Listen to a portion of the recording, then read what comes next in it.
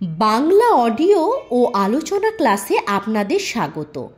আজকে আমি পাঠ করব নবম শ্রেণীর সাহিত্য সম্ভার থেকে ত্রৈলোক্যনাথ মুখোপাধ্যায়ের গল্প কঙ্কাবতী। বন জঙ্গল গিরি গুহা অতিক্রম করিয়া উন্মাদিনীর ন্যায় কঙ্কাবতী চলিলেন। কত পথ চাইলেন, কত দূর চলিয়া গেলেন, কিন্তু গ্রাম দেখিতে পাইলেন না। রাত্রি প্রভাত হইল, সূর্য উদয় হইলেন, দিন বাড়িতে লাগিল, তবুও জনমানবের সহিত তাহার সাক্ষাৎ হইল না। কি করি, কোন দিকে যাই, কাহাকে জিজ্ঞাসা করি? কঙ্কাবতী এইরূপ চিন্তা করিতেছেন। এমন সময় সম্মুখে একটি ব্যাঙ দেখিতে পাইলেন। ব্যাঙের অপূর্ব মূর্তি। সেই অপূর্ব মূর্তি দেখিয়া কঙ্কাবতী বিস্মিত হইলেন। ব্যাঙের মাথায় হ্যাট, গায়ে কোট, কোমরে পেন্টুলেন, ব্যাঙ সাহেবের পোশাক পরিয়াছে। ব্যাঙকে আর চেনা যায় না। রংটি কেবল ব্যাঙের মতো আছে, সাবান মাখিয়াও রংটি সাহেবের মতো হয় নাই। আর পায়ে জুতো এখনও কেনা হয় নাই। ইহার পর তখন কিনিয়া পরিবেন। আপাতত সাহেবের সাজ সাজিয়া দুই পকেটে হাত রাখিয়া সদর্পে ব্যাঙ চলিয়া যাইতেছেন। এই অপূর্ব মূর্তি দেখিয়া এই ঘোর দুঃখের সময়ও কঙ্কাবতীর মুখে ঈষৎ একটু হাসি দেখা দিল। কঙ্কাবতী মনে করিলেন, ইহাকে আমি পথ জিজ্ঞাসা করি। কঙ্কাবতী জিজ্ঞাসা করিলেন, ব্যাঙমশাই, গ্রাম কোন দিকে? কোন দিক দিয়া যাইলে লোকালয়ে পৌঁছিব? ব্যাঙ উত্তর করিলেন, হিট মিট ফ্যাট। কঙ্কাবতী বলিলেন, ব্যাঙমশাই, আপনি কি বলিলেন তাহা আমি বুঝিতে পারিলাম না, ভালো করিয়া বলুন। আমি জিজ্ঞাসা করিতেছি, কোন দিক দিয়া যাইলে গ্রামে গিয়া উপস্থিত হইতে পারা যায়? ব্যাঙ বলিলেন, হিস ফিস ড্যাম। কঙ্কাবতী বলিলেন, ব্যাঙমশাই, আমি দেখিতেছি আপনি ইংরেজি কথা কহিতেছেন। আমি ইংরেজি পড়ি নাই। আপনি কি বলিতেছেন তাহা আমি বুঝিতে পারিতেছি না। অনুগ্রহ করিয়া যদি বাংলা করিয়া বলেন, তাহা হইলে আমি বুঝিতে পারি। ব্যাঙ এদিক ওদিক চাহিয়া দেখিলেন যে কেহ কোথাও নাই।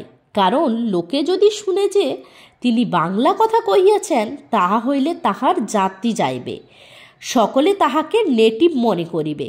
যখন দেখিলেন কেউ কোথাও নাই, তখন বাংলা কথা বলিতে তাহার সাহস হইল। কঙ্কাবতীর দিকে কোপ দৃষ্টিতে চাহিয়া অতিশয় ক্রুদ্ধভাবে ব্যাঙ বলিলেন, কোথাকার ছুরি রে তুই? আ গেল যা। দেখতেছিস আমি সাহেব, তবু বলে ব্যাঙমশাই ব্যাঙমশাই। কেন, সাহেব বলিতে তোর কি হয়? কঙ্কাবতী বলিলেন, ব্যাঙ সাহেব, আমার অপরাধ হইয়াছে, আমাকে ক্ষমা করুন। এক্ষণে গ্রামে যাইব কোন দিক দিয়া, অনুগ্রহ করিয়া আমাকে বলিয়া দিন। এই কথা শুনিয়া ব্যাঙ আরও জ্বলিয়া উঠিলেন। আরও ক্রোধবিষ্ট হইয়া বলিলেন, মোলজা, এই হতভাগা ছুরির রকম দেখো, মানা করিলেও শুনে না, কথা গ্রাহ্য হয় না, কেবল বলিবে ব্যাঙ ব্যাঙ ব্যাঙ। কেন, আমার নাম ধরিয়া ডাকিতে কি মুখে ব্যথা হয় নাকি? আমার নাম মিস্টার গামিস। কঙ্কাবতী বলিলেন, মহাশয়, আমার অপরাধ হইয়াছে, না জানিয়া অপরাধ করিয়াছি, আমাকে ক্ষমা করুন। এক্ষণে মিস্টার গামিস, আমি লোকালয়ে যাইব কোন দিক দিয়া, তাহা আমাকে বলিয়া দিন। আমার নাম কঙ্কাবতী। বড় বিপদে আমি পড়িয়াছি, প্রাণের পতিকে আমি হারিয়াছি। পতির চিকিৎসার নিমিত্ত আমি গ্রাম অনুসন্ধান করিতেছি। রতিমাত্র বিলম্ব আর করিতে পারি না। এই হতভাগিনীর প্রতি দয়া করিয়া বলিয়া দিন, কোন দিক দিয়ে আমি গ্রামে যাই। কঙ্কাবতী তাহাকে সাহেব বলিলেন। কঙ্কাবতী তাহাকে মিস্টার গামিস বলিয়া ডাকিলেন। সেই জন্য ব্যাঙের শরীর শীতল হইল, রাগ একেবারে পড়িয়া গেল। কঙ্কাবতীর প্রতি হৃষ্ট হইয়া ব্যাঙ জিজ্ঞাসা করিলেন, আমি সাহেব হইয়াছি কেন তা জানো? কঙ্কাবতী উত্তর করিলেন, আজ্ঞে না, তা আমি জানি না মহাশয়। গ্রাম কোন দিক দিয়া যাইতে হয়? গ্রাম এখান থেকে কত দূর? ব্যাঙ বলিলেন, দেখো লঙ্কাবতী, তোমার নাম লঙ্কাবতী বলিলে বুঝি? দেখো লঙ্কাবতী, একদিন আমি এই বনের ভিতর বসিয়াছিলাম, হাতি সেই পথ দিয়ে আসিতেছিল। আমি মনে করিলাম আমার মান মর্যাদা রাখিয়া অনেক ভয় করিয়া হাতি অবশ্যই পাশ দিয়া যাইবে। একবার আস্পর্ধার কথা শোনো।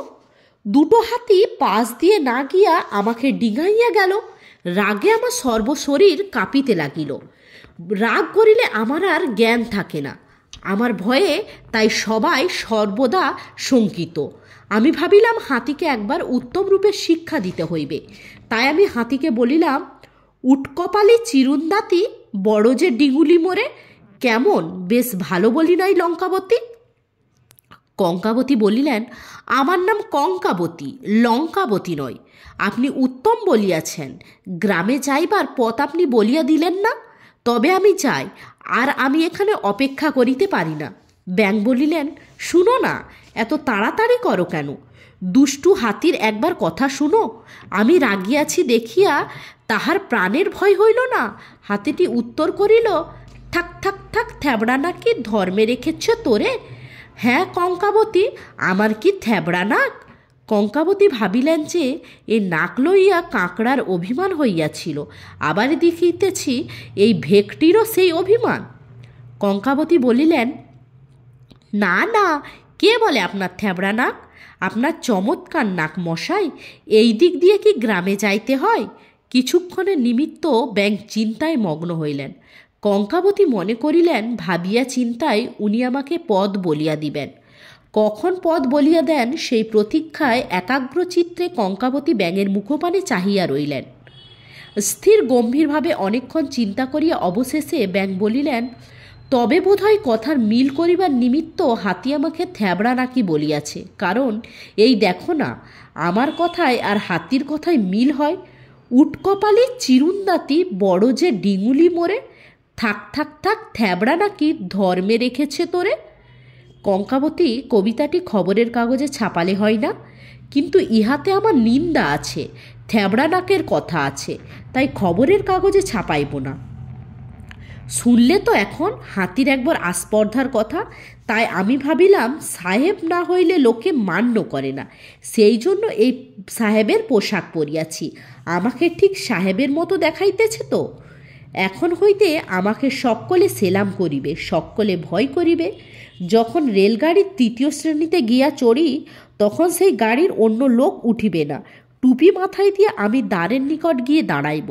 সকলে উকি মারিয়া দেখিবে আর ফিরিয়া যাইবে, আর বলিবে, ওই গাড়িতে সাহেব রইয়াছে। কেমন কঙ্কাবতী, এ পরামর্শ ভালো নয়? কঙ্কাবতী বলিলেন, উত্তম পরামর্শ। এক্ষণে অনুগ্রহ করিয়া পদ বলিয়া দিন, আর যদি না দেন তো বলুন, আমি চলিয়া যাই। কানে হাত দিয়া ব্যাং জিজ্ঞাসা করিলেন, কি বলিলে? কঙ্কাবতী বলিলেন, আমি জিজ্ঞাসা করিলাম কোন পথ দিয়া গ্রামে যাইব? গ্রাম এখান থেকে কত দূর? কতক্ষণে সেখানে গিয়া পৌঁছিব? ব্যাং বলিলেন, আমার একটা হিসাব করিয়া দাও, পথ দেখাইয়া দিব কি? আমি এখন ঘোর বিপদে পড়িয়াছি। আমার একটি আধুলি ছিল, একজনকে তাহা আমি ধার দিয়াছি। তাহার সহিত নিয়ম হইয়াছে যে যাহা বাকি থাকিবে প্রতিদিন তাহার অর্ধেক দিয়া সে ঋণ পরিশোধ করিবে। প্রথম দিন সে আমাকে 4 আনা দিবে, দ্বিতীয় দিন 2 আনা দিবে, তৃতীয় দিন 1 আনা, চতুর্থ দিন 2 পয়সা, পঞ্চম দিন সে 1 পয়সা দিবে। 1 পয়সার হয় 5 ঘন্টা, অর্থাৎ 20 কড়া। ষষ্ঠ দিনে সে আমাকে 10 কড়া দিবে। তারপরের দিন সে আমাকে 5 কড়া দিবে। তারপর দিন 2.5 কড়া, তারপর দিন 6 কড়া, তারপর দিন তার অর্ধেক, তারপর দিন তার অর্ধেক, তারপর দিন তার অর্ধেক। অতি চমৎকার সুমিষ্ট কান্নার সুরে ব্যাং এইবার গলা ছাড়িয়ে কাঁদিতে লাগিলেন। ওগো মা গো, এ যে আর কখনো শোধ হবে না গো, আমার আধুলিটি যে আর কখনো পুরোপুরি হবে না গো। ওগো আমি কোথায় যাইব গো? জুয়াচোরের হাতে পড়িয়া আমার যে সর্বস্ব গেল গো। ওগো আমার যে ওই আধুলিটির বই পৃথিবীতে আর কিছুই নাই গো। ওগো তা লইয়া মানুষে যে ঠাট্টা করে গো। ব্যাঙের আধুলি, ব্যাঙের আধুলি বলিয়া মানুষে যে হিংসায় ফাটিয়া মরে গো। ওগো মা গো, আমার কি হলো গো? ব্যাং পুনরায় আধকান্না সুরে ফুপিয়া ফুপিয়া বলিলেন, ওগো আমি যে মনে করিয়াছিলাম 2 দণ্ড বসিয়া তোমার সঙ্গে গল্পগাছা করিব গো, ওগো তা যে আর হইল না গো। ওগো আমার যে শোক সিন্ধু উত্থলিয়া উঠিল গো। ওগো তুমি ওই দিক দিয়া যাও গো, তাহা হইলে লোকালয়ে পৌঁছিতে পারিবে গো। ওগো সে যে অনেক দূর গো, ওগো আজ সেখানে যাইতে পারিবে না গো। ওগো তোমরা যে আমাদের মতো লাফাইতে পারো না গো। ওগো তোমরা যে গুটি গুটি চলিয়া যাও গো।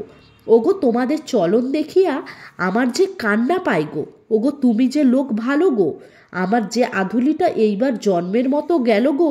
ওগো আমার কি হইল গো, ওগো মা গো। আপনারা যদি এরকম গল্প আরও শুনতে চান তাহলে আমার চ্যানেলটিকে অবশ্যই লাইক, কমেন্ট এবং সাবস্ক্রাইব করে দেবেন।